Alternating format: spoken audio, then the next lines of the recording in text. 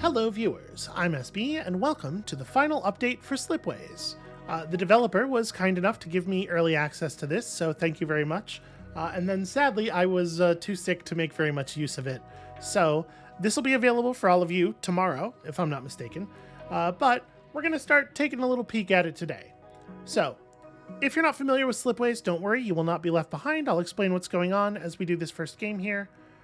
And we're going to play just like a couple of normal games before we get into the new campaign levels in the update, because I plan to play the campaign through on tough in this series, and the game's hard. The game's difficult on that level, and I need a warm-up time, frankly.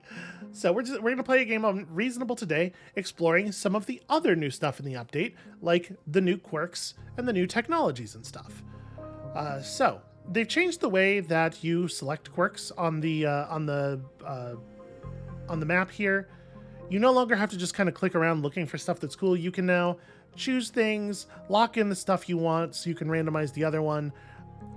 I like this a lot better as a way of just kind of like looking for particular conditions that'll be interesting to play in. It makes my job setting up interesting content a lot easier, so much appreciated. So today we're going to be playing with two new quirks, rare Earth asteroids. Some of the asteroids in this sector will provide extra science when exploited. I don't know if, in this case, I don't know if the word exploited means when you build an industry on them, or if it will apply when they get destroyed for minerals the way asteroids usually do, because there are some technologies that allow you to build industry on asteroids, right? I don't know. I guess we'll find out. We get a score reduction for the decrease in difficulty from this. And then also insecurity. Planets producing people make one fewer unit of people until all of their needs are met. And we get a perfectly offsetting score increase from the increased difficulty from this. But I think these are interesting new conditions that won't change the base gameplay of the game too much as we get in here. And I've already selected a seed that has some of the new technologies and stuff on display. So the core idea of Slipways, for the people who are new, is that you have been made governor of an unexplored area of space. Your term lasts 25 years, and in that time, you have to colonize as much of the area as possible and make sure all of the people who live there are as happy and prosperous as you possibly can. It is totally score-based. At the end of your 25-year term, you'll be given a score, and we'll talk about what goes into that score in specific as we go on here. So basically, it's kind of a score attack mode.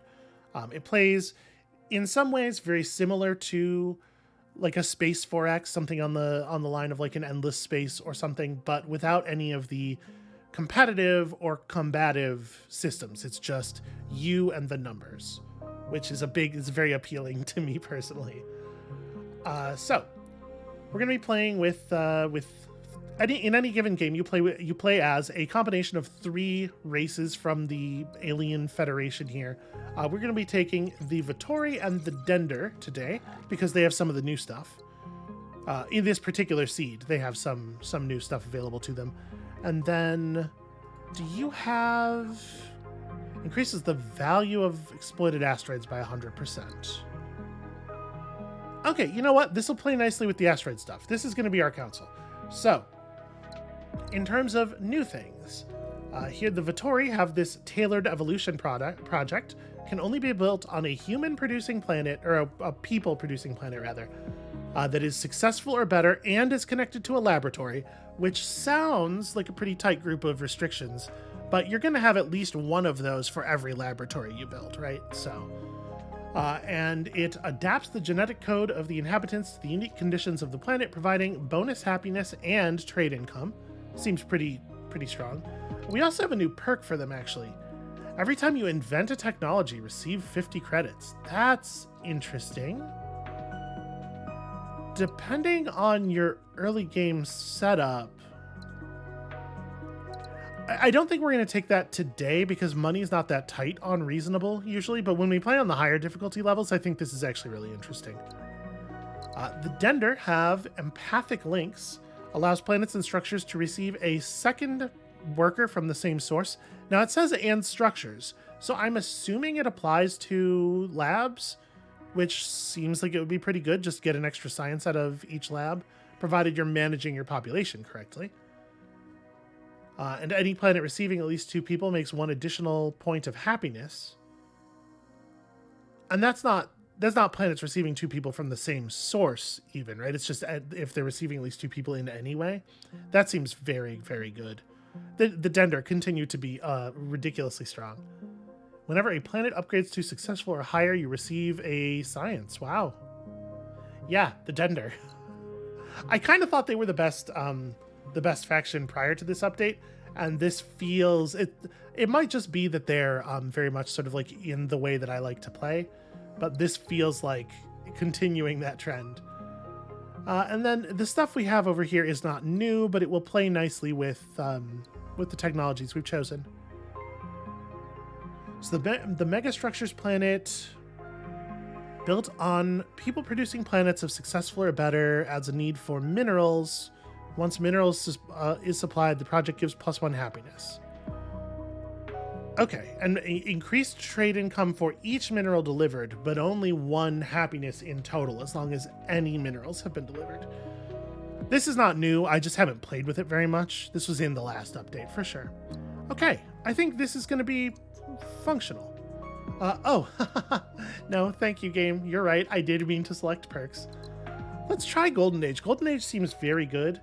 And then, like, we could just start with 10 money, or 10 science at the beginning of the scenario and buy quantum sensors immediately to make our lives way easier.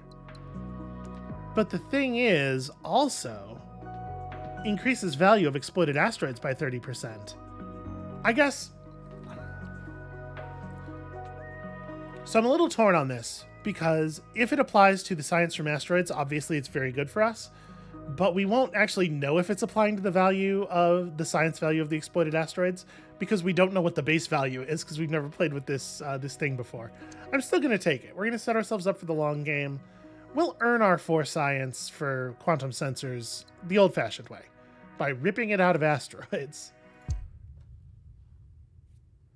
So we're going to load in here to a map in a second that has no revealed planets. Remember, this is a completely unexplored area of space. We're coming out of the wormhole, and we need to start by scouting things out. So what we have here are a bunch of subspace radar signals, effectively. They come in 3 different sizes: medium, large, strong, I guess is what they're called, and then weak. The larger they are, the more likely they are to be a planet, basically. The weak signals could be a planet, probably not. They're more likely to be an asteroid, but they're also fairly likely to just be actually nothing. The medium signals could be a planet. There's a decent chance it's going to be some smaller thing like an asteroid or a space station or something. And we will just find out. So basically anything that we might do is going to cost us both time and money. You can see in the top right there, it's January of 3401. Our term ends at the end of 3425. So let's start by probing a little bit, revealing some signals, just figuring out what is around the wormhole. Oh, I can't quite shoot the probe far enough to explore that. Well, here, we can get a bunch of signals revealed all at once over here. Okay, so this is one of those rare Earth asteroids. Provides 2 science for every nearby planet that produces people. Okay. We're going to explore this too. So are both of those planets? Yes, both of those planets are within asteroid range. And the base value for an asteroid is 6 credits for each nearby colonized planet when you exploit it. So we can see that the perk value is already being calculated into the number in the tooltip here. So I would assume that's the same for this as well. I don't know if the base value is 2 or 1 though. It's probably 1, right? There's no way they let prospectors give you a whole extra point of science from asteroids. Yeah, that seems unlikely. Okay, let's start building up some planets here. So the deal is, on each planet you can set up basically a single industry, a single resource exchange. And the idea is that you have a bunch of planets that all produce the things that all the other planets want, and you link them together in a big web of constantly reinforcing resource exchanges. And you can see in the tooltip here, there is the basic exchange of, on this planet, some chips and some food to help a colony grow, to help produce people. But if we get that settled, then there are higher level trades that we can set up that will be more profitable and more prosperous, produce more happiness. Happiness is a tremendously important factor as the game goes on. So what we really need to do right now is we need to figure out a way to get these 2 planets to support life so that we can harvest from this asteroid. But they both need technology that we don't have access to. We do not have any of the worlds that produce that kind of good around us. So that's complicated. Let's maybe do a little bit more exploration before we go. Here, we can get all 4 of these at once. Okay, so to produce technology like that, we need things like a nanotech factory, which can only be built on a forge world, or we might be able to find a planet like with remnants of forebear technology that we could scavenge from. But each planet type has its own particular things that it can do. And over time, you just sort of learn them by sight. And we desperately need a planet that can produce chips somewhere over here. We might be out of luck on that front for right now. Let's just set up something functional somewhere. So, okay, here's how we're going to start. At the highest level of food production, this does produce 3 food. Okay. Down here on this Earth-like planet, Klamath 5, let's set up a hive world. A planet entirely covered by densely packed habitation. We're trying to produce a basic colony here. So on an Earth-like planet, all you need is food for people to exist and be happy. We can produce food using this primordial world if we can import some biomass. This planet has no life of its own, but it is the perfect environment for a bacterial monoculture to dominate. So we'll just set up some very serious large-scale farming, and then we'll use this Earth-like planet to produce a Gaia world. We'll send workers over here from another planet to just harvest the water and undifferentiated biomass and try not to think too hard about what that means. And in a second here, we're going to rig these all up so they're trading with each other. But before we do that, we should check out our tasks.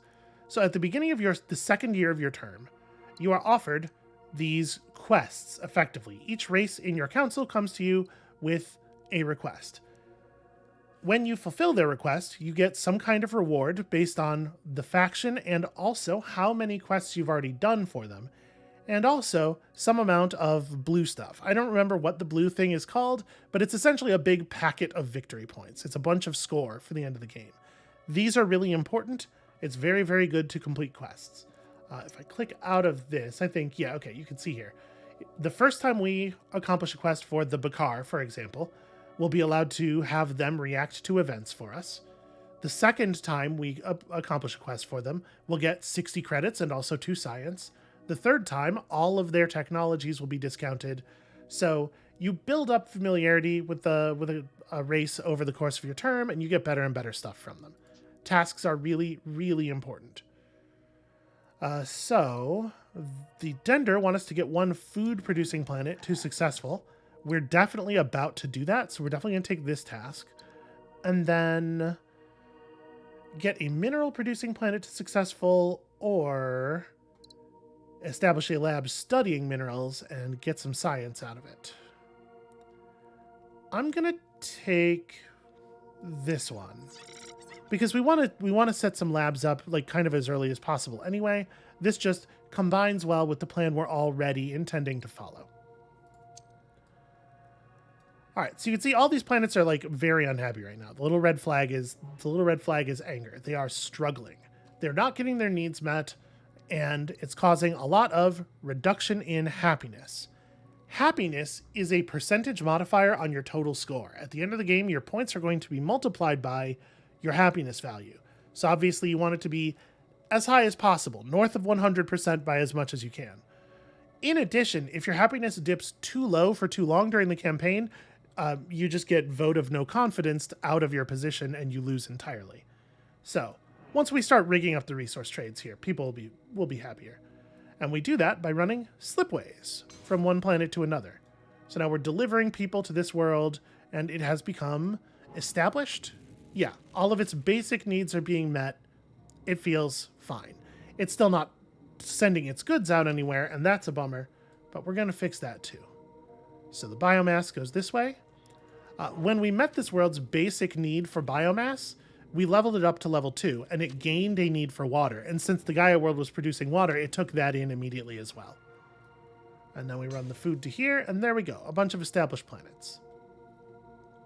So, both of Heinlein 6's basic needs are being met as well, but it's not leveling up, because the requirements for leveling up get more and more difficult as you continue to go up. To be successful, you have to have all of your basic needs met, and have at least 2 import routes, and have at least 2 export routes. So we have to get the food off of this planet to another world before it'll be successful. Then there's another level above that that requires even more stuff, and you'll see. You'll see as we do it here. So like this planet's not successful yet because it requires another import route. We'll have to get more people in. And this planet has gained a need that we don't know how to deal with. Goods. That's not even a thing we've discovered yet. So once we have a planet colonized, we can use it as a base to send out further probes. Oof, getting goods to this planet might be difficult in the long run. And ordinarily, we would be getting 3 units of workers out of here, but insecurity. Until we meet that need for goods, we don't actually get the final point of population, which is complicating. All right, so my plan is to eventually have colonies running on one or both of these worlds, and that's where this other point of food is going to go. But like I keep saying, we're short resources a little bit here. We got to find a source of chips somewhere nearby. Now, one thing we could do is just hope. I'm not going to say it's my favorite plan ever, but we could just establish the colony, send the point of food over to get this world successful, both because that will complete our task and because that means it will be producing more trade income. You know, we are going to need money to continue doing our thing out here. And then we can just hope that once we have control of this planet, we can probe beyond it and find a source of chips. Or we can come up with some cleverer solution later on. I actually think that's what I'm going to do. We're going to just go ahead and set the colony, move the unit of food. All right. And we did gain a point of science there because of our Dender perk that makes it so every time a planet becomes successful, we get a science. That's cool. Our lives are going to get a lot better once we have 4 science and we can buy that first technology. Okay, we got lucky. This planet right here is a remnant world where we can send people to recycle the old technology of the forebears to produce chips. And I think we're just going to go ahead and do that immediately. Set ourselves up a nice 2-way trade there. That's beautiful. Okay, so this world also wants goods. The great news is this forge world over here is capable of producing goods. A forge world can be turned into a goods factory either by sending robot workers there to produce the goods or by just sending minerals in, and I guess the factories run themselves in that case. Listen, don't think about it too hard. And we do have another source of mineral, or we do have a source of minerals here to feed it. But here's where we introduce another one of the limitations of the system. If I do this thing, now let's just go ahead and do it so you can see. Because the game features a robust undo functionality. If we do this, we make it impossible for this planet to ever give its food to that planet because slipways cannot cross each other. So we're setting up exclusive routes here and creating all kinds of limitations.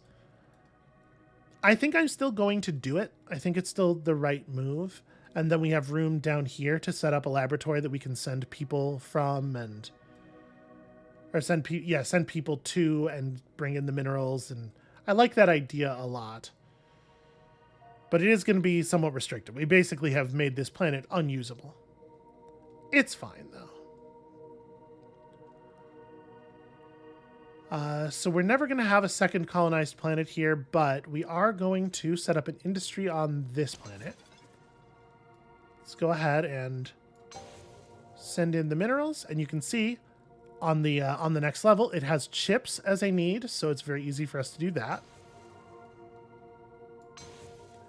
Now, if we can just get some water to this planet, it will upgrade to successful. Or if we can just move the second unit of goods off of this planet, this one will become successful. And it's important to web up your successful planets because to get to the next level, prosperous, you have to have all of the basic needs met, plus a total of 6 imports and or exports, plus it has to have active trade routes with at least 3 other planets that are at least successful. Prosperous planets are great. They generate tons of bonus happiness, but they're difficult to set up.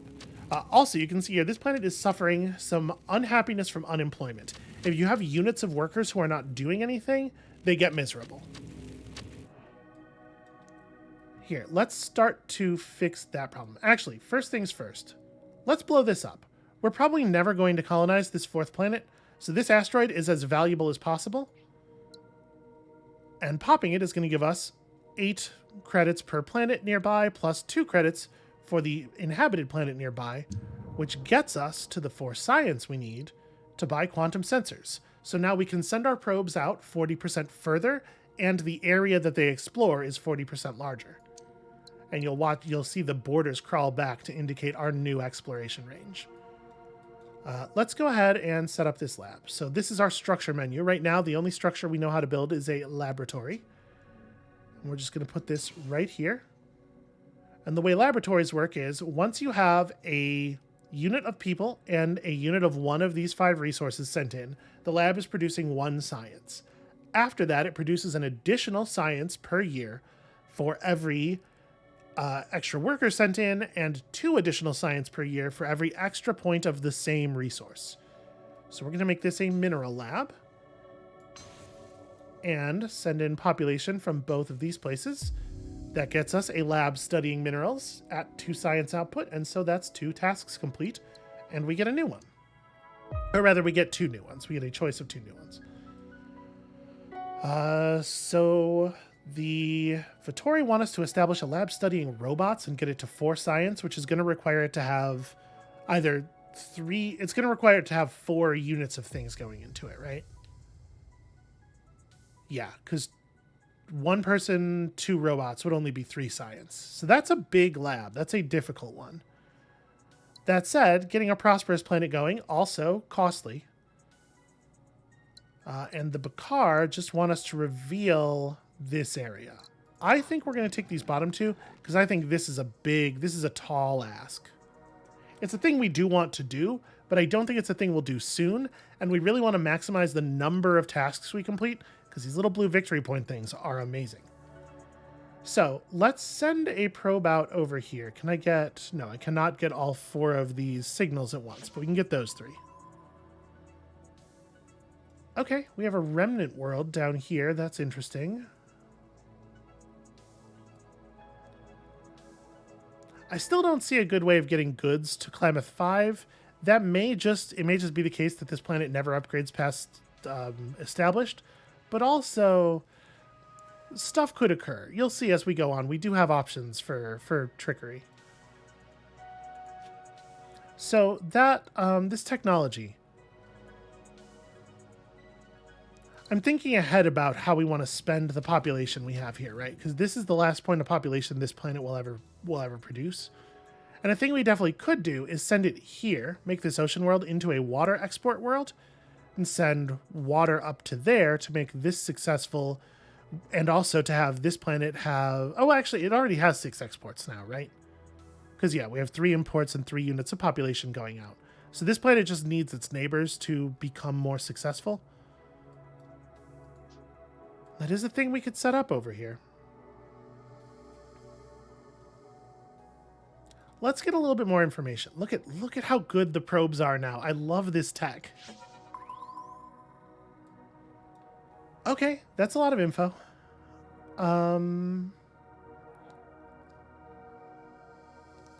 What is the upgraded... Okay, the upgraded deal here is you need to put out more water. You need to bring in more people. So you need another thing nearby that requires water. There is a mineral world that's not too distant. Once mineral mines are upgraded, they do need water, but we would have to get a point of population to it first. And we'll be out of population here. And in addition, Slipways... let me get this off the screen. Slipways do have a maximum range that this is just beyond. So when I mouse over a world and hold Alt, you can see it draws paths to all of the worlds around it that it can actually reach. All the worlds around it that it can reach, and that it has any resources that it could really trade with them. Does this Remnant World... Okay, Remnant Worlds, no matter what they're making, also require water. So I think there's a reasonable expectation we could get this to successful. Let's go ahead and do it.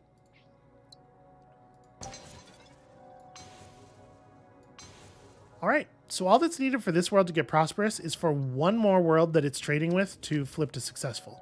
And then we'll have ourselves another $40 and 4 science. So we need to either send goods off of this world, send water to this world, or send water off of this world and get a point of population back. Just looking around a little bit more. Ooh. Interesting.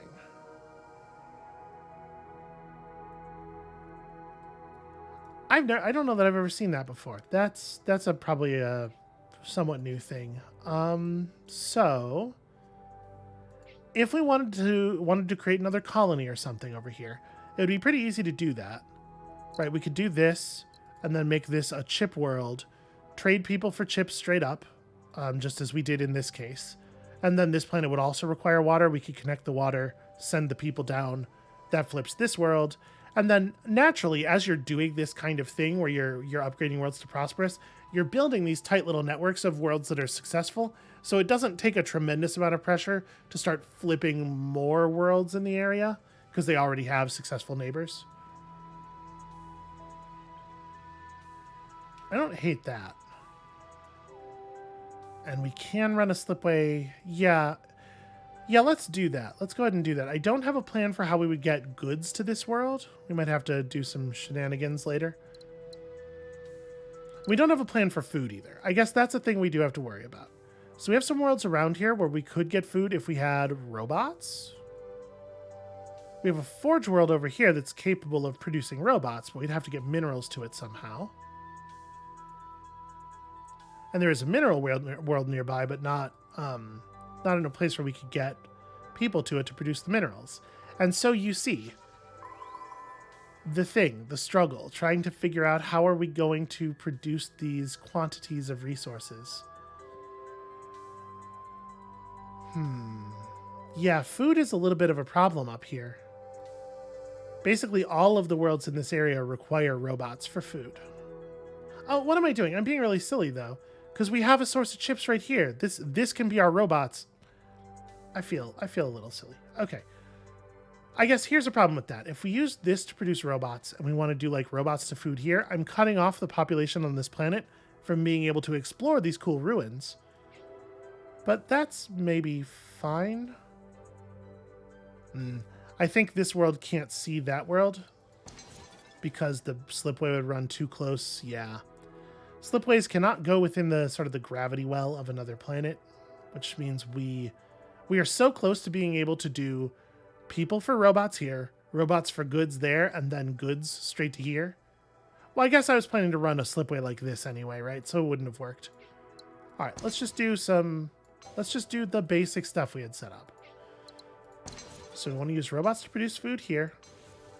We pull chips from there. Oh, hold on. Undo. When we attach chips to this world, it's going to produce another point of population immediately, but because this world accepts population, the point of population will go right back across the line. We need to create this connection first, so that when we attach the chips here, the people we want to put out go to the right place, and then set up the water. That gets this planet 3 successful neighbors, so it flips over to just tremendously happy. So now that we've got a little bit of an idea what we're doing, let's talk about score really quickly. You can see here the basic elements of score. First of all, each of your planets is worth a point value. The star is the single victory point currency. So each of your planets is worth a star value based on how prosperous it is. 320 base score for turning a planet to prosperous is phenomenal. Obviously, you want to do that as much as possible. You also get, I guess legacy is the name of the blue thing. You also get 50 stars per point of legacy you have for completing tasks. You also gain score based on your empire size, which is represented up here. Empire size increases your score, but it also increases your administration costs. On this difficulty, we're not going to have too much trouble with money. On later difficulties, we have to watch our rising administration costs very carefully. But each level of empire size is worth an extra 400 stars. Then, like I said, your score gets multiplied by your happiness value, and then it also gets multiplied by, 100% modified by your score modifiers. In our case, they cancel each other out perfectly. So that is how score is calculated.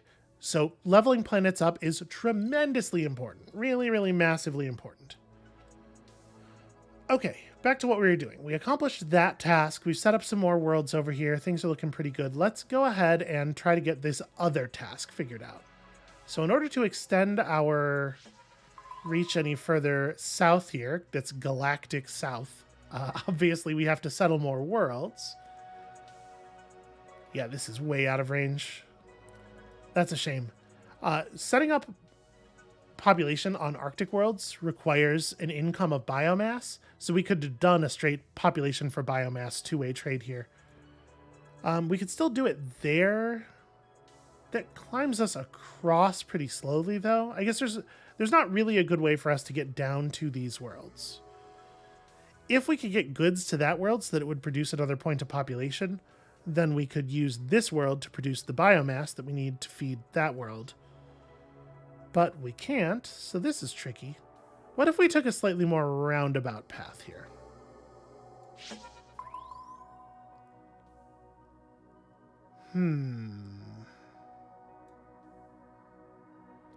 Well, this is awkward. None of these worlds can support life. And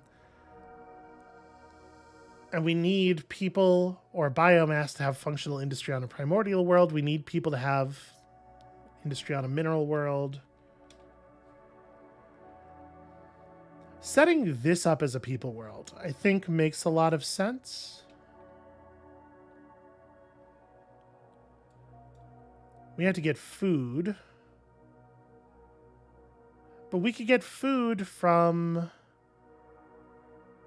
If we go like people to robots, we still need biomass to make food off of this world. But we might be able to figure that out. We might be able to make some version of that work. I'm going to try it. So again, we're doing a little bit of guesswork here. Also, over time, our science is accumulating, and I'm not paying much attention to it. We should probably be buying more technologies. Let's increase the value of exploited asteroids, maybe? When we buy our next technology here, you can see we need one more tech to advance. Every 2 technologies you invent, your window of inventable stuff slides down a row. It's always 2 tiers in height, so next time we advance a tech, we'll lose access to tier 0, but we'll gain access to tier 2. Then 2 technologies later, we'll lose access to tier 1, but we'll gain access to tier 3. So we do have to be a little bit careful. I don't want to skip solar superconductors, so I think let's grab this first. Allows us to build solar farms on arid and desert planets. It is worth noting that right now, do we have any? Yeah, right now we can't build anything on desert planets. They're just useless. So it is nice to get them able to do something. And then a little bit of versatility for arid planets, obviously, is also a good idea. So let's pick that up. I don't know if we're going to make use of that much anytime soon, but perhaps. I guess, actually, you know what? Let's explore around here a little bit before we commit. Does this planet... no. We can't send robots to this swamp world because of this stupid ice ball that's in the way. Completely useless ice ball planet. What I was thinking is if there's an arid world or a desert world around here, we could use this to set up chips and try to set up a solar farm somewhere to send in food that way.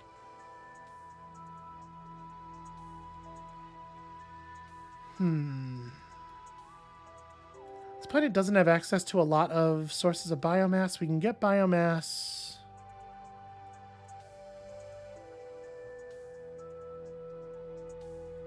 We could get energy from here.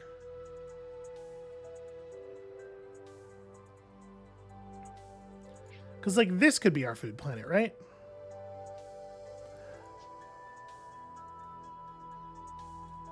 If we wanted this to be our food planet, these two planets are too far apart to send robots from here to there. We could theoretically get biomass out of Malcolm 7 to pay for half of this, but then we need a source of robots nearby, and we just do not have one.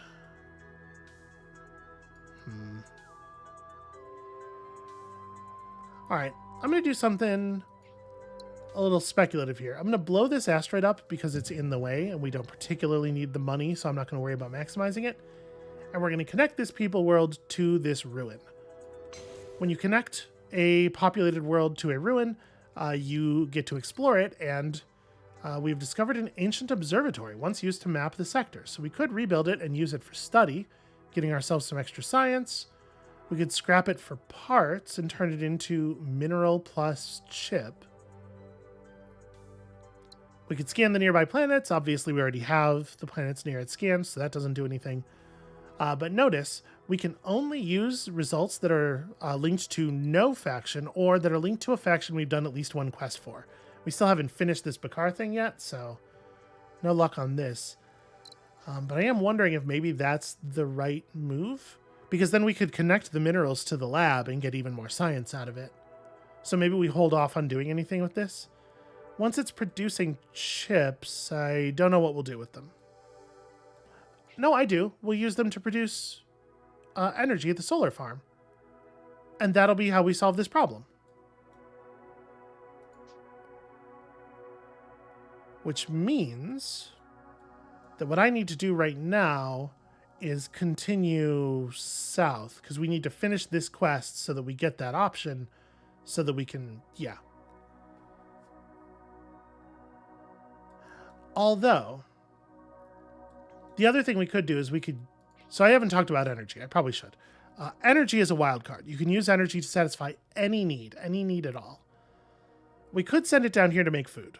However, it's probably actually better to send it to this world to fulfill the goods need, because otherwise we're never going to be able to get goods over here, right? That's probably better long-term planning. So this world still needs food and come from somewhere. And I'm just going to trust myself to figure this out. So we've revealed that area. We got our Bakar options unlocked. New tasks for us. Get 2 more remnant worlds to successful. So we have 1 remnant world that's really close already. And also, remnant planets are just generally very useful. So this seems like it would be quite easy. Get 1 more people producing planet to prosperous. Sounds kind of tough. This world will produce a bunch of extra people as soon as we feed it the energy. This actually will be pretty easy though. But this is a technology discount. So every faction has as their third reward a discount on their technologies, and it's hard to argue with just getting more techs over the course of the game, you know? We have really good technologies coming up too. So this is a Vittori technology. That's a Bakar technology. I guess we don't have a lot of Dender technologies coming up soon that we're going to want. Oh, Enlightenment. You know, Enlightenment is also a way that we could solve that goods need, isn't it? We can remove the need for goods on a planet that requires it, reduce by 1 the number of imports required for successful and the number of trade routes total required for prosperous. Gosh, we want like a huge amount of technology. And if we were gonna pick this up, it would be good to get the tech discount as soon as possible. The thing is, I can't actually get this planet, like, I don't know if we can fulfill this before buying that tech, because I think we need that tech to do this. So let's take the other 2. Discover 12 new planets is going to be really easy with the absurd size of our probes, and we're close to this. All right, so now that we've got the Bakar on our side, we're going to pay them $20 to scrap this thing, turn it into a parts factory. We're going to send the minerals right here. We're going to send the chips right there. I am going to send the people from this world down here. And then I think what I'm going to do... I think my plan is to use enlightenment to solve this problem. So we are going to send the 1 point of energy down to this world to cover its food need. Yeah. I think that makes sense. This world can produce water if we give it robots, and that'll help us get this planet closer to success. Plus, water is just like generally useful. You may have noticed by now, a lot of planets end up needing water. So let's set up a two-way trade there, and then we just need to get robots out of here to make this world successful. How far are we from being able to make this connection? I think it's a 30% range increase wave augmentation, right? Yeah, I think this will actually let that slipway work because it goes from costing 20 to costing 26, which is a 30% increase. So we can maybe make this a goods factory, and we can make both of these worlds successful simultaneously with those connections. Let's hold off on exploring this, because we also could just do this thing, right? We could run to here, minerals to goods, to making this world successful. So we'll figure that out. We have another remnant world over here that's close to being happy. We should figure out how we want to actually do that. So, if I made this a people world. Okay. If I made this a people world, it could connect to both of these stations and get us more events. And we could do like robots to goods for the people world's eventual upgrade. And we can pull food off of here via robots from Skullsy 5. I think I like that a lot. So we're going to do this. Run that out. That gets us one successful world for this goal. Send a probe down here just to see if there's a better way to, like, if there's a way that we would rather do this. Because we should reveal these signals so that we know, does it make more sense? Well, actually, never mind. I was going to say, does it make more sense to run... Oh, no, they both work. So we can make the food from this planet or this planet. They work just fine. They both have the easy connection to both of the worlds we're using. So the question is, like, does it make more sense for us to have food on this side of the Empire or on this side? I guess the answer is probably on this side because we already have a food world over here.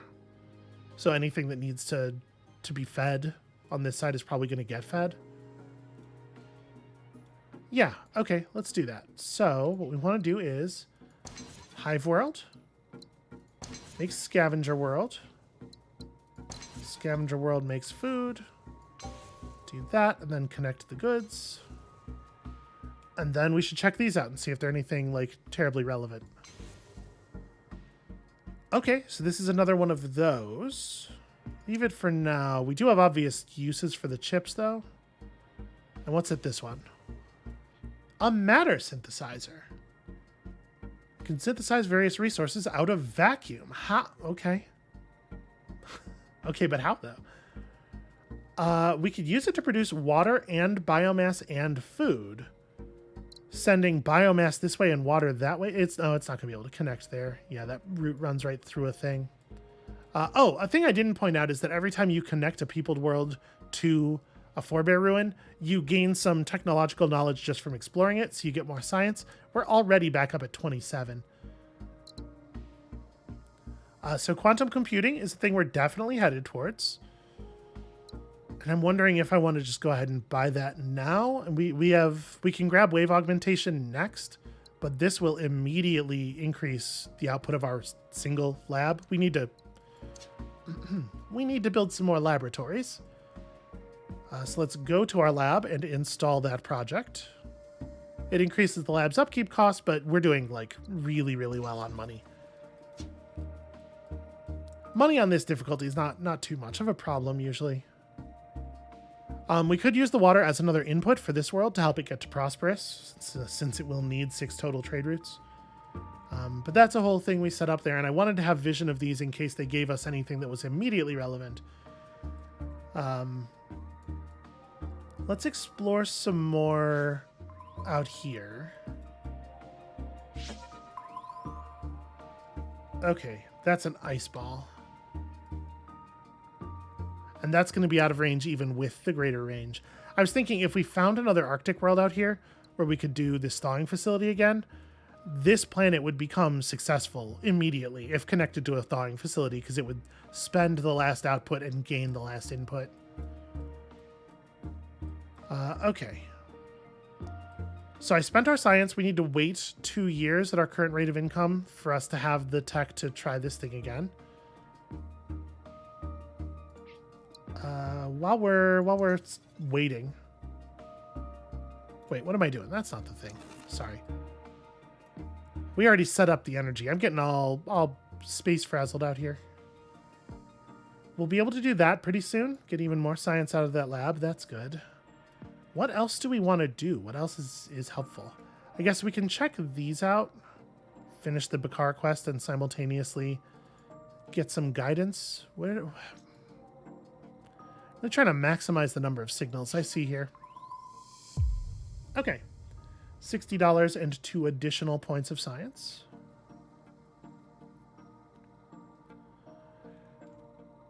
So we can run robots out to here for food, then use the food to populate Stevenson 7. Let's just go ahead and run this right now because that'll finish our second quest. Get us 8 more science, and now we're only 1 point of science off of being able to do the thing, being able to grab the next technology. Okay, so the Vittori would like for us to get 1 more planet to prosperous. The Dender would like us to increase total production of food by 11 units. 11 units above what it currently is. So we're taking the other 2. Where's the Bakar area? It's pretty far away, but this is a nightmare. 11 extra units of food is like 6 additional food planets or something. It's very bad. Okay, let's go ahead and do this because we know we're doing it. Turn a nearby planet into a mineral or Earth-like world. Oh, that's very interesting. We could probably do some cool stuff with that. Let's go ahead and buy wave augmentation, which we know we want. Let's see if this is allowed now. This is allowed now. Okay. Well, this will help with us getting getting one of these worlds to prosperous. Right, because now this world has 5 exports, or 5 imports/exports.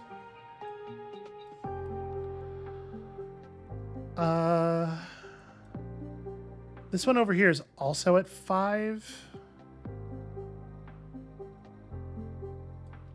So which one of them is going to be easier to... This one has no successful neighbors currently.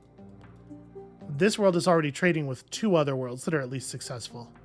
So this will be the easiest one to flip. We need 1 more successful neighbor and 1 more export or import. If we were to populate a world near this and send the population down here and make that world successful, we could do it that way. And it would be really easy to make a people world in this area successful because we have a spare point of goods. Actually, sending out the point of goods from here would make this successful and would make the whole thing kind of irrelevant anyway. So, do we have a source of chips in the area? Because if we do, this gets very easy. No. The answer is no, we don't. This is never going to work for a bunch of reasons. Awkward. And we can't... This planet's already producing the maximum number of chips it will ever produce. Well, maybe not.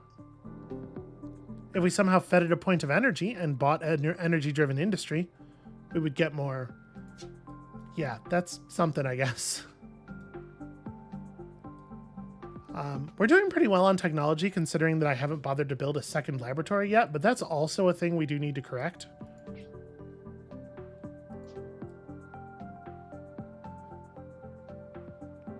It's a shame there's not like a chip forge world in this area, because it would do really well for us.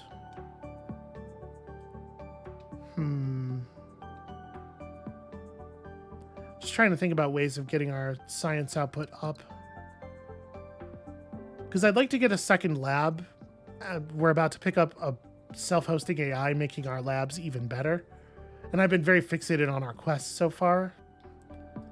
I guess the one lab we have for the moment is fine. Oh, actually, that connection totally runs. I'm surprised, but this is what you get out of that extra slipway distance, I guess. Okay, you know what? This is fine. This will work. Food in. Chips in. We're just going to go ahead and set this up. Goods in. And then we need this world to get... There we go. Okay.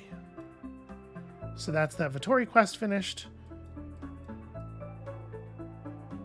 We can look around over here and see if there's good stuff to do. Okay. We can make a people world here. Send it food. And then do minerals to chips. Or, sorry, we could do chips straight from here, do minerals to goods. And that would make this world successful. And once this world is producing minerals, it can send minerals down to that world. This will expand us eastward. Galactic East, you know what I mean. Let's just go ahead and grab this now, and we'll pick up Enlightenment afterward. But, income boosts are more effective when you get them earlier. Okay, so we do that. We get the chips we need from right here. And then we go minerals to goods. We create this happy little cluster of functioning planets. How much further? It's so far away. Y'all, it is so far away.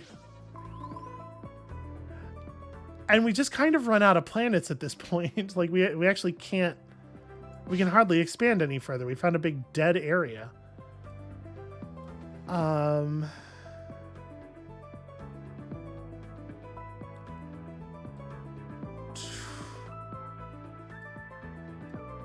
are we going to get further this way?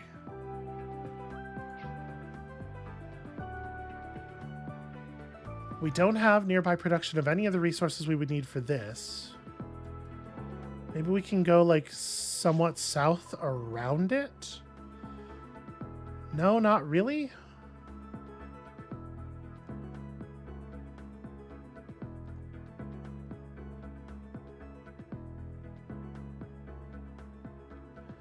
Gosh, y'all. This has turned out to be a challenge. So we need two more points of science to buy Enlightenment, and then we can do some upgrades back here. So if we made this a people world, here's one thing I'm thinking. Send food down there. It's going to need water, but we could use this ocean world as a water export. And then once we have the water export set up, we can just send water to Citadel 1 as well, which will be great. That plus sending chips from Citadel 1 to Bloom 1 gets us more successful stuff, and we're going to end up with potentially an awful lot of successful planets clustered together down here. But that doesn't actually help us get any further in this direction. Like...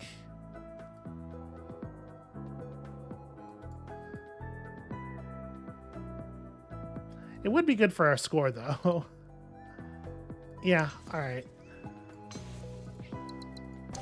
I really love the extra range on the Slipways. It is so good. Okay. I mean, we've given ourselves a little bit of extra distance to look by colonizing this world. Okay, these two can reach each other.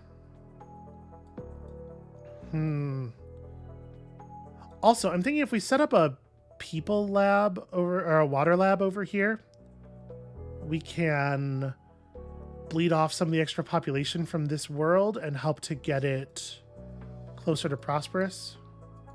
Let's go ahead and take Enlightenment, which I think we may have a bunch of spots that we want to use that in. And I'm going to go ahead and set up this lab. It's not going to be like a mind blower, but it is going to get us... There we we go. And then also buy quantum computers on it. Okay, now we have 12 passive income. I have to say, I feel like the Golden Age perk that we have here with the Dender it has given us so much science over the course of this game. It's really wild. Now notice, this world, despite having as many exports and imports as it could possibly want, is still not successful because we don't have a third successful planet, or it's not prosperous because we don't have a third successful planet connected to it, and I'm not really sure how we can fix that. We need to get water to here, I guess. It's really the only way. Do we have access to... All right, there are things we can do, for sure. For the moment, I'm gonna take a real flying leap here and just hope that we can make the colony thing happen. Because this connection is obviously very good. And we just have to find some way of generating food. Okay. It's not a great start. All right. Literally not a food generating planet among them. This could, in theory, generate food for us, but we'd have to get robots and a biomass to it, neither of which we currently have anywhere in the area.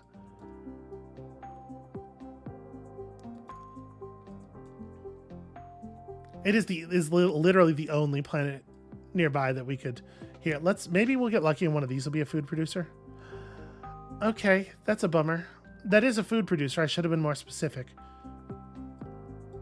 I was thinking something where we could go robots off the remnant world to produce food. Biomass producing food is trickier. I am going to make this a robot world just because settling that will complete this task for us and we get to see our new tasks. Also, most of our tech is discounted at this point, which is cool. So the 4th tier reward for each faction is a special planet upgrade that you can buy that gives bonus score. I do think we're going to take this. We're very, very close to doing this right now. So that should be a nice, easy one to run down. And then it's like increase total production of minerals by 12 units, or establish a lab studying biomass and get it to 7 science. That's not as bad as it sounds at this point, because we do have a technology that increases the science output of a lab by 3. So it only actually has to be producing 4 science. And also, we have recently had a lot of occasion to try to find biomass. So like we definitely want to set up biomass access. I think either one of these is a little speculative. We definitely have a lot of mineral planets around here, but just if we were to just, make these all mineral producers, we're going to have this huge happiness drain where none of them are actually getting the resources they want. And I'm going to take these top 2.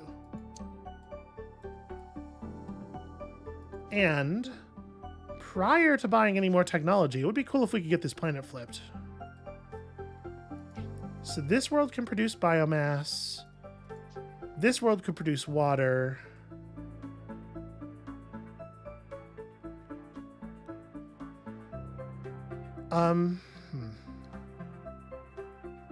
Okay. One option we do have. We have access to this Slipstream Relay technology. This allows us to build a structure that we can effectively bounce a slipway off of. It allows us to create a bent slipway. If we bought Slipstream Relay, we could build a relay down here and run a slipway from here to there, sending this point of population to this world. That has the value of, first of all, or actually, no, never mind. I was going to say getting this world to 6 imports or exports, but actually it's putting out 4 water. It's already solid. But it would create a trade route with a new successful world, which obviously is great for us.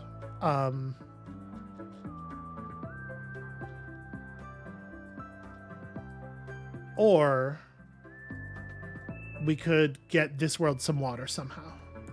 Or honestly, just setting up a people world somewhere over here would not be horrible either. So we could send the goods off of this world and that would flip this one.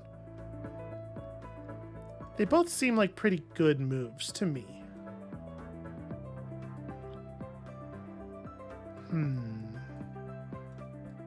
Anyway, biomass. Here, I'm going to go ahead and do this just so that we don't have a bunch of planets sitting here miserable. Try to get that down to just the one.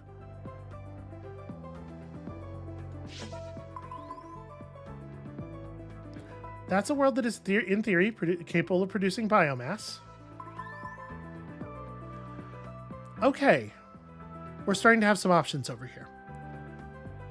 All right, I'm going to do hive world, bacteria breeding, people to biomass causes happiness here and also the production of extra food, which allows me to feed this world. Okay. Now we have a source of biomass, and it's got some population nearby.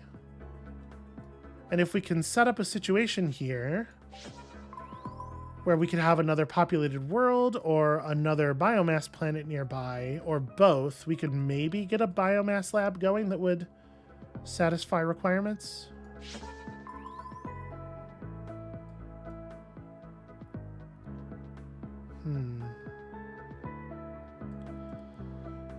So we have some arid worlds.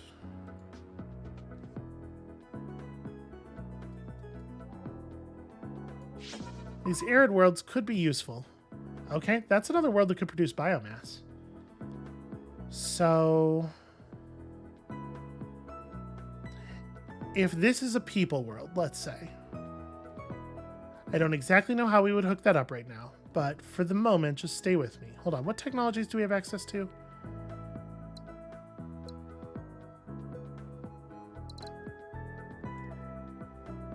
This is a happiness thing. We want it, but it's not going to be useful right now. Allows planets and structures to receive a second people from the same source. I mean, that's got some obvious utility. More people to the lab is easier to get it to 7. Actually, that does a lot of really cool things for us very quickly. Yeah, actually, we've got like a stable situation over here now. We're going to buy this technology. So empathic links.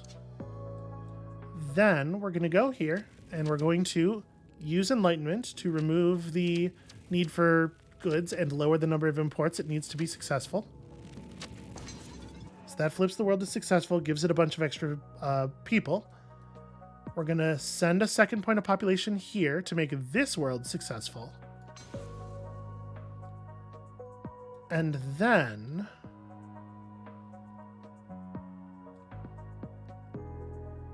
if we do a lab like here, we can send biomass 1, 2, 3 units of people and give it the quantum computing project, and we're set, right? So we'll connect this here. We want this to be biomass, not water. That there, send the point of population there. Connect this here and send 1, 2 population. Buy this. I still need one more body. Shoot, I miscounted somewhere. Oh, right, because yeah, the initial pair of person plus resource is only 1 point, not 2 points. Well, so all we need to do now is figure out a way of getting an extra point of population to this, which we can probably do. I don't actually know how I would do that, but we could probably figure it out. And then this world has an extra point of population and we don't know what to do with it. I could send it here. You just get more science that way. I'm cool with that. So this world's producing the maximum population that it will ever produce. We're not going to be able to get more people from there. Let's check this area out. Not a single habitable world. Yeah, that's a problem. These worlds can't produce biomass.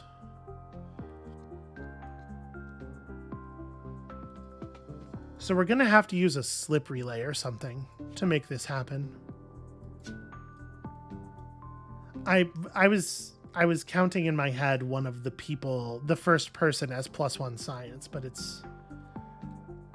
doesn't quite work that way. And you can't use, sadly, you cannot use energy in labs. So even if we did make this into a solar thing, it wouldn't fix the problem.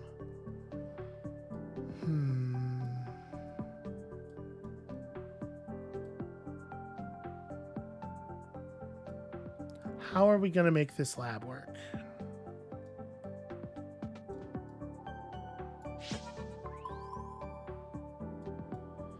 Jeez, there's really not a lot of... We're going to have to go to, like, here to get a point of... That sucks, but it's true. We're going to have to go all the way to here to get a point of biomass.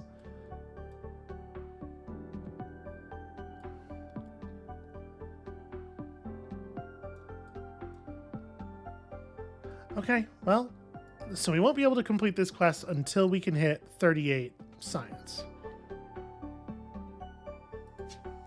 That's not ideal, but we don't have the other quest finished yet either, so we can work on that. So I do want to know what these are. Okay, that's a world that could send water over here.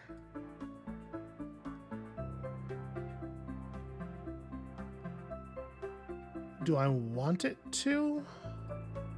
Can we make that work? I think it's an important question. So you can't reach there because we have an obstruction. This world is too far away, even with the extended range. Yeah. So we'd have to send people to this world to make it make water. Which means I'd have to populate another one of these worlds over here somewhere. Or we could solve this problem with slip relays as well, right? We could, like, bounce this point of population around that planet. If we made this a people world, it can't reach... It can reach that. If we got a point of water to here to make this world produce an additional food... Yeah, there's a long chain of if we coulds here that I just can't quite navigate. And it probably makes the most sense to make this the water producing world. Send the point of population here and then do that.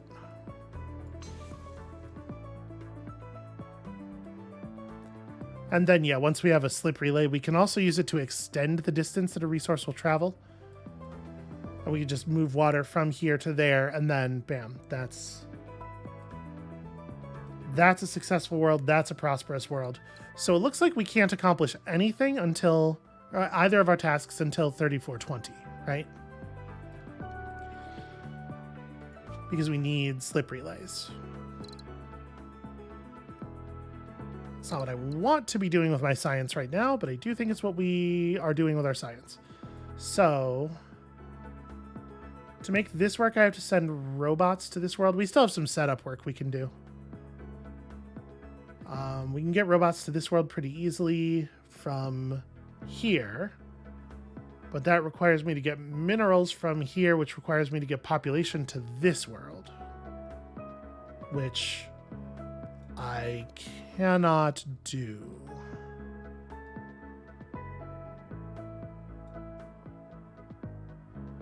Or alternatively, let me have a look over here. Okay. So we do have a remnant world. We have a desert world here. We could there's a version of this where we use solar plants to do this instead, right? Solar farms. Because we do have the ability to produce energy.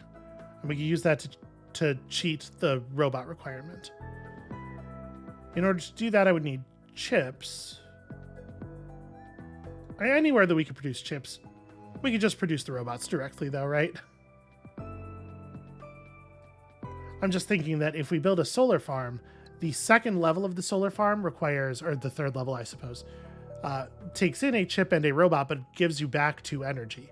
So if we use energy to produce the robots, we're also getting an extra robot that we can use to produce an extra energy that we can send somewhere else to solve some other problem, which I think has utility. I'm going to set this loop up. So how am I going to do that?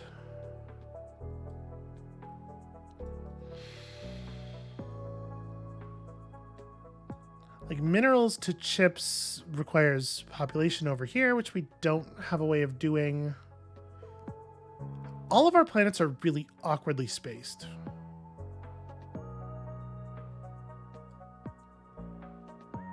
Everything is exactly where it cannot be. I wish we had some of the technology that let us like move worlds around or blow things up. Blowing things up would be sick. Oh, right. We have a source of chips right here. See, I waited because I knew it was going to be prudent to wait. But also when I wait, I forget things. So what makes the most sense? Do we do it here? Ah, yes, we do it here because there's a source of robots nearby. So scrap it for parts, send the chips down there, send a robot down there as well. And now we have 2 points of energy that we can use to do kind of whatever we want. Which is very powerful. I'm going to go ahead and make this a biomass producer. We'll send in 1 of the energy to make that work. See, energy completely replaces the need that it solves, though. And that is a little dangerous. Would it make more sense to do some other version of this? Hold on a second. Let's not even make that connection.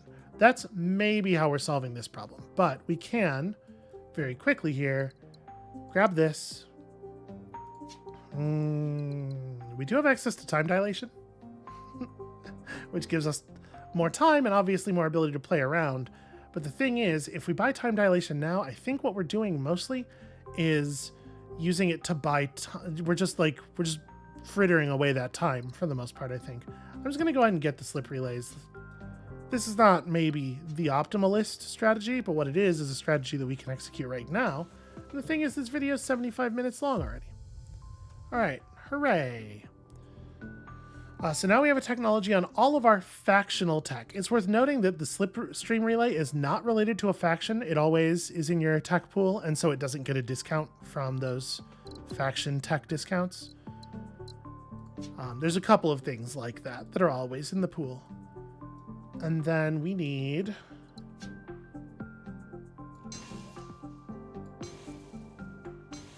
There we go. 2 tasks complete. Most important thing. So,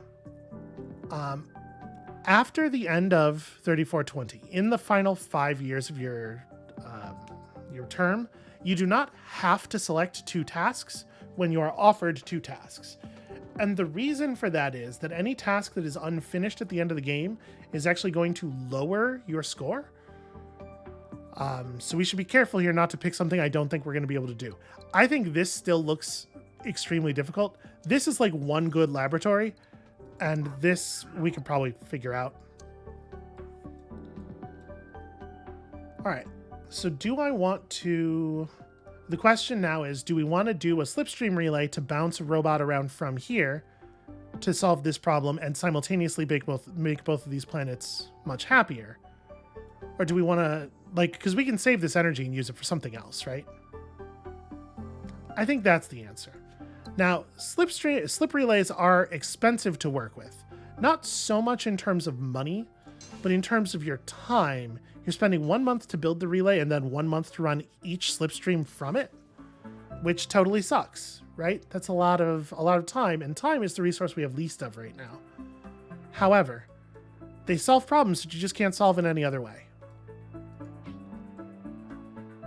So this is still stuff we don't even know if we want. Okay, let's talk about building this lab. So we kind of need to build another laboratory. We already have a laboratory that does water, a laboratory that does biomass, and a laboratory that does minerals. You can run more than 1 laboratory of the same type. However, after the first one, you start to get diminishing returns. So it is a good idea if you can manage to run your laboratories of as many different types as possible. If you have 5 labs, you want them to be studying the 5 different things. Now we only have to increase our total science output, so it's not actually build a lab with 8 science output. So we could do this if we think that is sensible. One thing I'm definitely seeing here is we could make this into a robot world and then lab right here and send robot and people and people. I don't exactly know how we're going to feed this if we do that. Yeah, that's out of range. We do need to get minerals to this world if we do that. This works, obviously, but we have to then get people to here, which is a different problem. But I think we definitely want to get this task finished, so... also worth noting, we did earn this. So, we can build this on a planet. It takes 1 month. It gets 1 happiness. It increases our happiness by 1 for every 3 science produced on this world and anything that is directly connected to this world.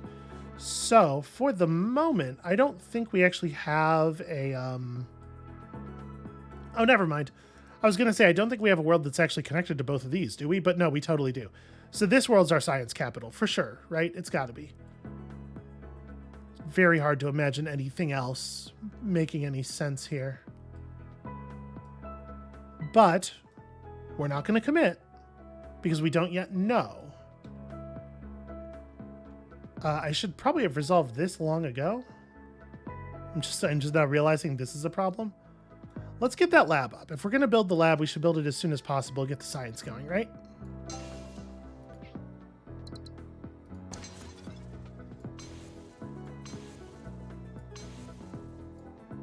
Yep, both points of population, please. Build the thing. And then let's just go ahead and convert this. There you go. That's 8 yearly science output. So because that was our fifth quest for the Vittori, all we got was the blue stuff reward. But if you noticed, it was a tremendous amount. It was like 20 points of legacy, which is 1,000 stars. So very much worth doing. Okay, first things first. Connect to this. Okay. This is just a science bank. So obviously, converting this into give me +1 science per year is not very compelling at this point, when we only have 4 year changes left, relative to just give me 12 bulk science right now. And we're going to use that to add some time to the clock. Like, obviously, this is cool, but adding months to the clock doesn't actually increase the total amount of science you're going to generate over the course of a game by very much. And we do have to like weigh whether it makes more sense to pick up a different tech, because we have some really interesting options. For example, universal harmony. Every successful people-producing world generates a unit of culture, which can be sent to any planet, negates resource penalties caused by resource shortages, gives extra happiness on planets that are prosperous, and is just an extra resource, right? So a lot of the time we have a planet get stuck at like 5 inputs and outputs, and we don't know how to get it where it needs to go. This really helps with that. We could pick up the megastructures. There's a version of this where we went really hard in that lower right area with the mineral producing planets, and Ascension lets us build the Ascension Gate, allows those who tire of this plane of existence to ascend. People directly converted into happiness. +1 approval, or +1 happiness for each of the first 3 population delivered, then +2 for each additional. I don't think we have enough spare population to really make use of that in very many places. Like, we definitely have some spares. The monolith needs 2 stone to become operational. Once completed, grants 2 approval, plus an additional 1 approval for each prosperous planet that's connected to it. If you generate a lot of prosperous mineral planets in the same area, this is obviously very good. And we still could do that. Maybe. I don't know if we have the time. I think we definitely want this, so let's just go ahead and grab it now. This is 2 bonus happiness on every planet that's connected to a lab. Sorry, every people planet that's connected to a lab.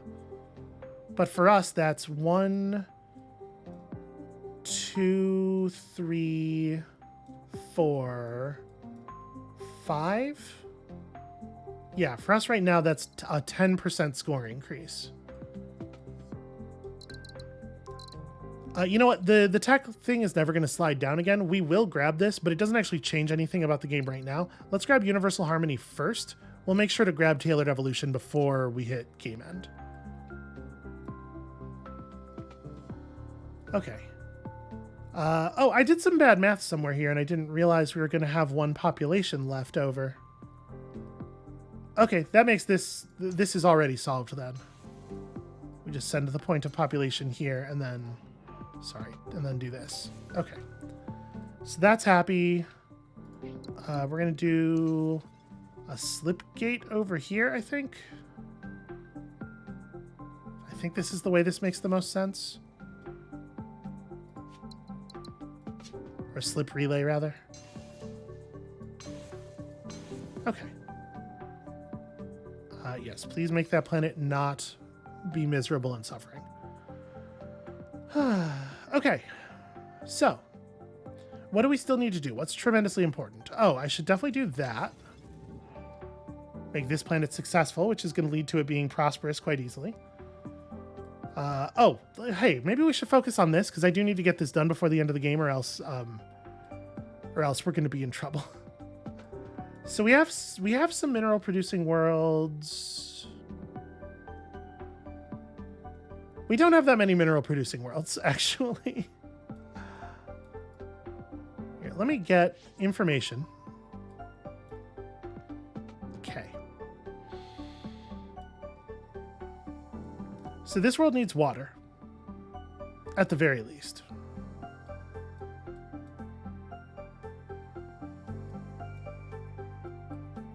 If we're going to have another successful mineral world, it's going to have the same problem. How close is this to prosperous? It needs one more good connection and 2 more import-export points. Well, part of the reason I've left this person bouncing down here was I wasn't sure what we wanted to do with them, but I think it's this. So how can I feed this another successful world? Well, if I got another point of population to here, this world would flip to successful because it is putting out 2 water already. We can do that. So if we run this through like this, and then we do enlightenment here, it'll flip this world. No, not the culture. I want to grab the person point. That makes that prosperous incidentally, which is cool. But now this has enough happy neighbors that if we send it this point of population and this point of culture, it flips to prosperous. And because it's now a prosperous world with culture on it, it's generating bonus happiness, and it has 2 people on it, so they're doing the empathic link and generating bonus happiness. That was a big score increase right there.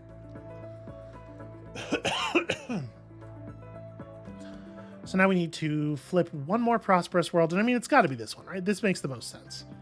So we don't have an easy source of water for it. All of the water is really far away and blocked off from it by other stuff.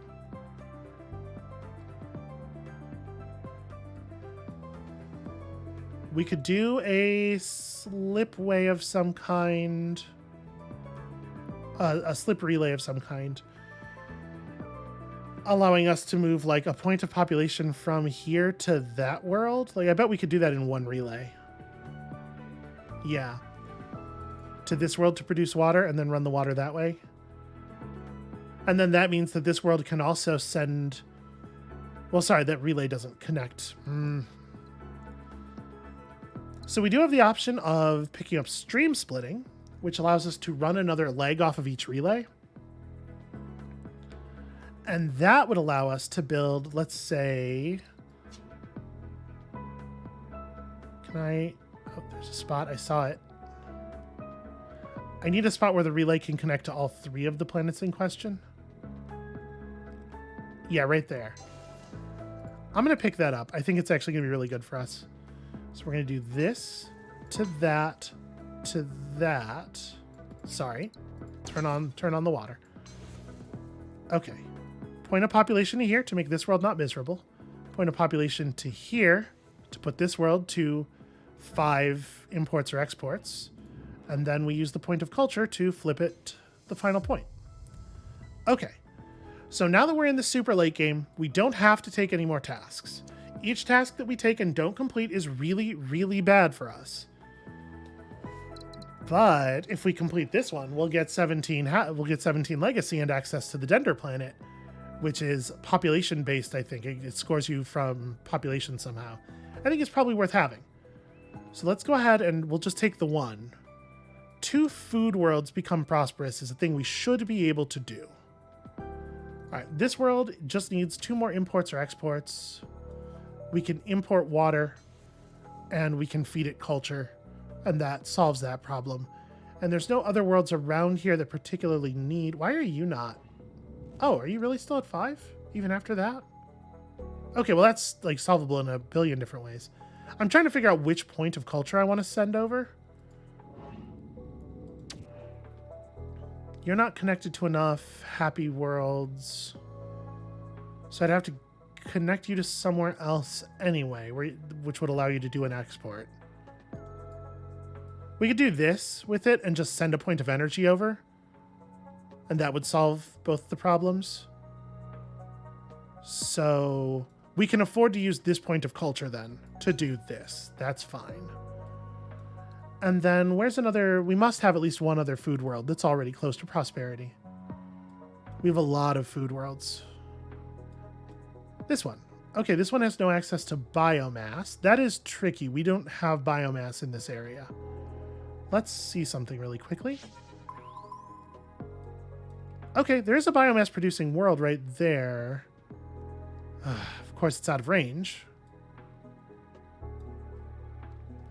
Well, I mean, we can run the slipway. The slip relay. It's fine.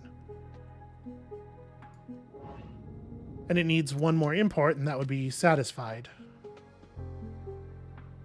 Yeah, let's go ahead and do it. All right, so this will do that. We'll run the relay.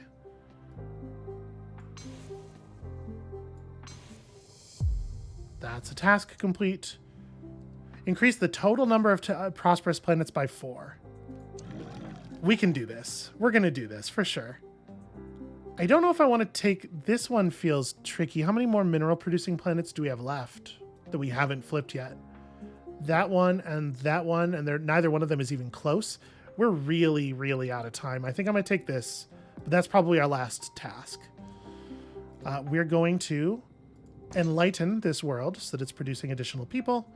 We're going to connect it to here, send a point of population over so that world's not producing unhappiness. And then this world should be... Yeah, this world just needs to be trading with 1 more world that is actually prosperous.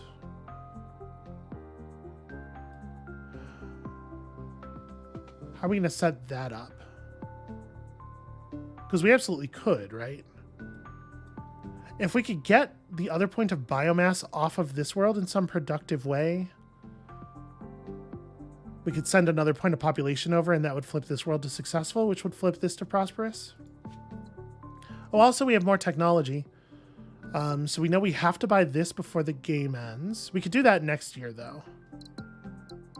If I hit energy-driven industry, what is it actually going to do? Right now, we didn't end up building that many energy producers. It's going to produce an extra point of population here. Actually, I think it's going to produce an extra point of culture as well. Is that right? How's that worded? Of each product, yeah. So I think it'll produce an extra point of culture as well. The extra point of population is a little tricky, obviously, because it, well, under normal circumstances, it's kind of tricky because it could produce extra unhappiness from unemployment. But in this case, it would let us just send the population point here, which would make the planet happy. We should definitely take energy-driven industry. It's really good, and it's really good immediately because it helps us achieve our goals. That did not... Oh, you don't have enough... Yeah, you don't have enough happy neighbors. That's true. This planet would have to send out water somewhere in order for it to be... Gosh, it's so funny. We need water absolutely everywhere in the Empire, including right here, but not in a place that this planet can connect to. And we have to be really careful with our time from here on as well. We could turn a nearby planet into a mineral world and then send population and water to it. That's actually not a horrible play, I think. Can I just make this a mineral world? Do this and that, and then connect this here and send it culture to flip it to successful. That makes this prosperous. This planet's almost prosperous too, then. It needs one more of its trading neighbors to be happy. We don't have an easy source of chips for this world. This world would need to put out a point of goods and gain a point of chips. So flipping that world's not trivial. I can just connect these two and send the culture across. Actually, I think I like that a lot. Because that flips both of them. New tasks. Ooh, hold on. We might actually invent 3 new technologies. I think that's going to happen, right? Because this is going to eat about all of the science that we have left that we're getting from next year. And then it's just like, will we spread our 63 remaining science across 2 techs? We could. We don't have to, but we could. So if I do like 39 plus 26 is 65 total, which would leave us with 27 points left.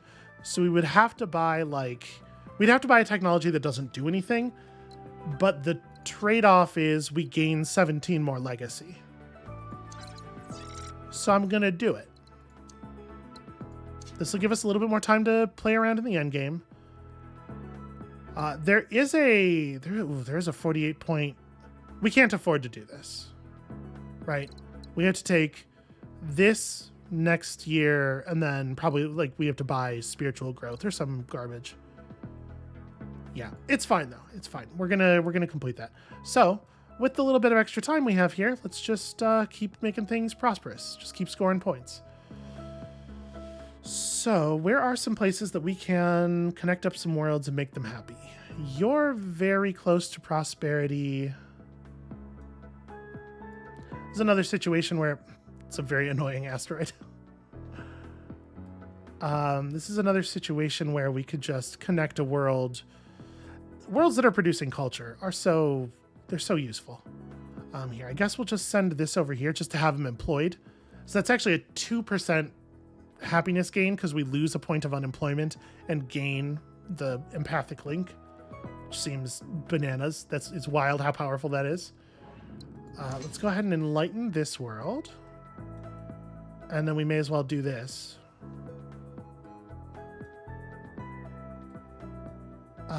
This world needs... Oh, that's a real shame.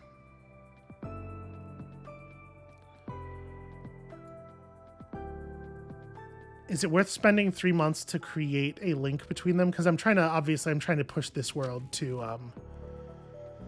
This would be its 3rd successful neighbor. This is a 3rd successful neighbor for... No, this is a 2nd successful neighbor for this one.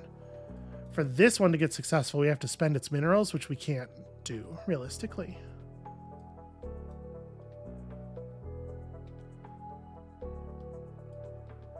Yeah, actually, that's a huge problem.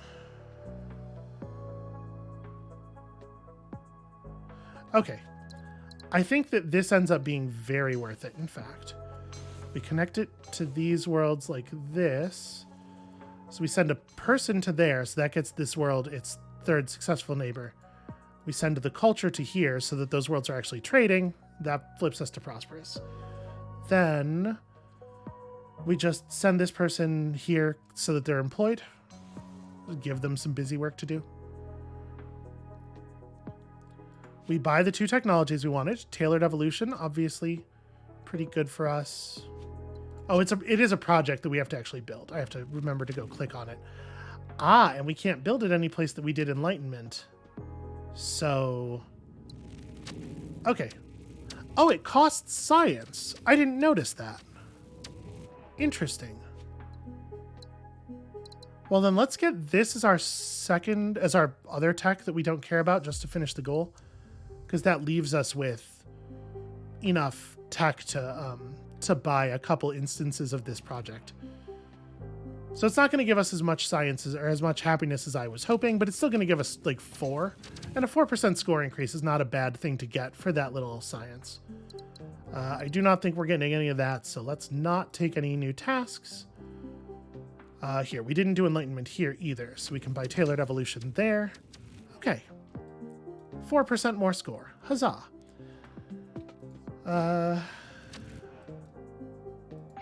We need to blow this up so that we can connect these, so that I can make this a trade route, so that that flips to prosperous.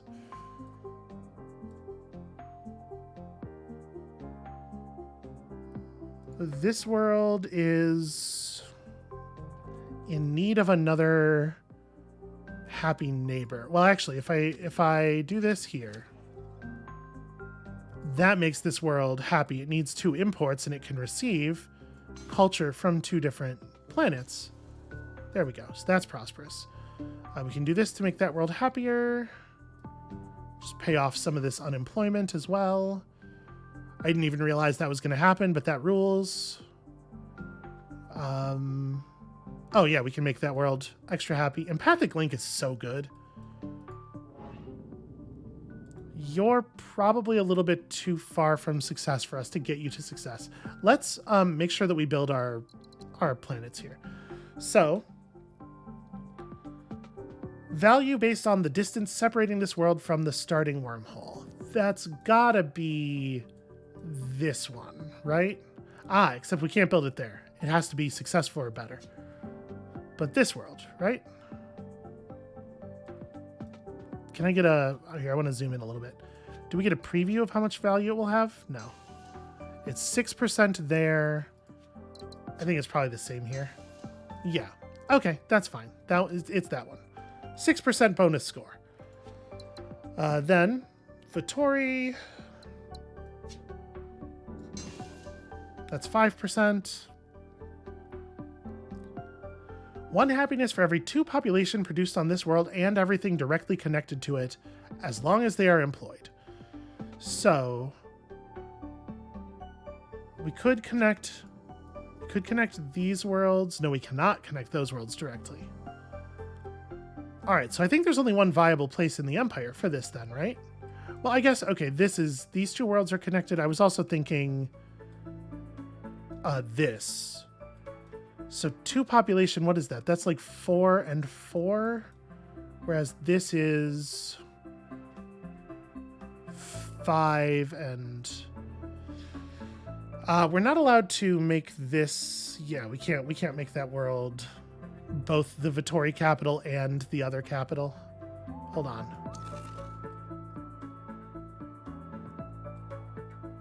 So right now, this is 9. If we did do the Slipway here, we can make this a world that is benefiting from 3 worlds worth of population. Is it going to be worth spending 3 months to do that? Probably not. But there's no harm in making this the Vittori world, making this the Dender world, because, the other option was to do them in the reverse order. And then we'll see at the end of the game if it is worth connecting those. I think that's reasonable. And then we still have some more stuff we can do. So wait, where's that other lab? Okay. We generated enough science to be able to run tailored evolution one more time, because making worlds successful is giving us science. So we have a problem here with these worlds over here are not connected to enough things that are happy, right? This world's problem is it needs imports. But if we do this... No, I'm not going to be able to flip this world even if we do use energy to obliterate that problem, because we still don't have another place for it to send goods to. Okay, so this world just needs to be fed something, and I think it's pretty obvious that putting an extra point of population in there makes a huge amount of sense. The value of that is ridiculous. This world needs a point of culture. This world would need 2 imports or exports, which we cannot reasonably get it, right? So there's no sense in trying to send culture that way, which means we can just take this point of culture and put it over here. Okay. Then, with 7 months remaining until the run ends, we can probably not generate... Yeah, I don't think we're going to be able to generate the thing we need to make this world flip to successful. If we could, it would not be a problem to get it to prosperous. But I think figuring out a way to get it a point of biomass is just going to take too long. Okay, here's the thing we definitely can do. That world becomes successful. Does this connection work? It does. So, if we run a connection from here to here, and from here to here,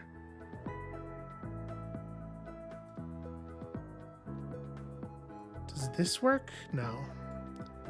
I'm trying to figure out a way to get this world to trading with... Oh no, if we run culture this way, now this world's trading with 3 successful neighbors. And then we run energy this way. Now this world's trading with 3 successful neighbors.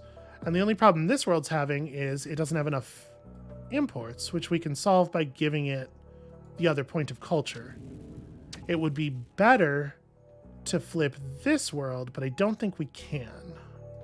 We can give it this point of population and make it happier. But I don't think I can get it to connect to another world for actual trade. So yeah, we'll send this culture down. Oh, I can't send a second point of culture down here. So you need to jettison a water somehow.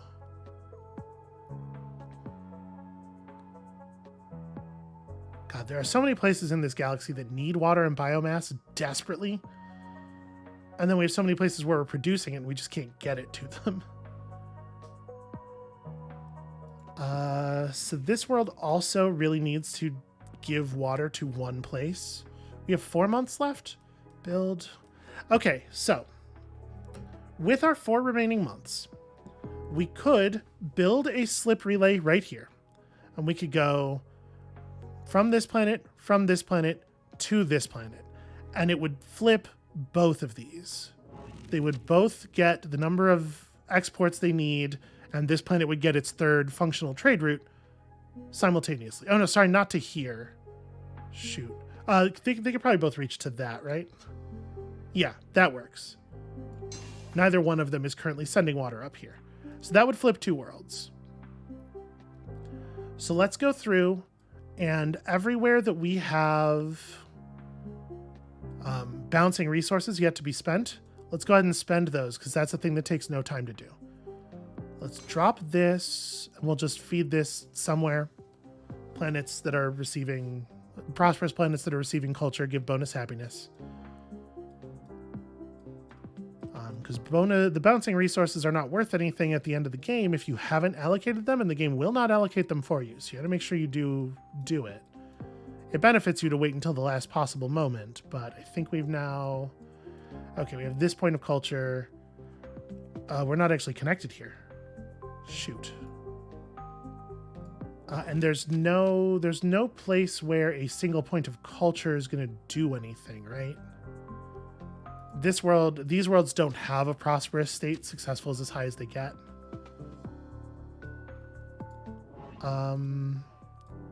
Yeah, so this can't do this. This could generate us 1 point of approval if we were willing to build a slipway here, but that would mean we don't have time to finish what else we're doing. So I think this one just doesn't get spent. It just doesn't do anything. We'll send it over here to send it somewhere, but it doesn't do anything. And then we connect this and finish our run.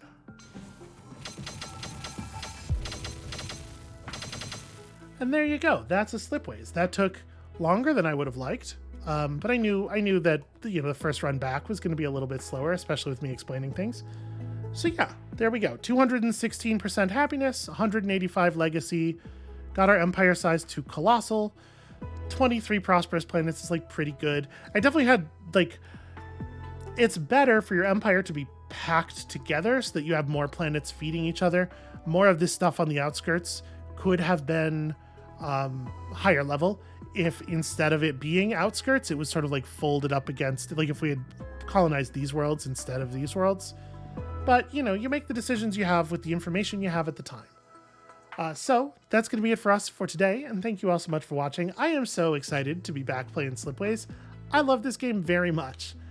When you come back next time, tomorrow, we might just go ahead and dive into the campaign. I might play one normal game on tough just to get used to the economy again, because it's much, much tighter than we saw here. That's probably it. We'll probably play a game on tough, see if we can see another new technology or something, and then into the campaign from there, because I'm very curious where it all goes. So come back next time for that, and we'll see you then.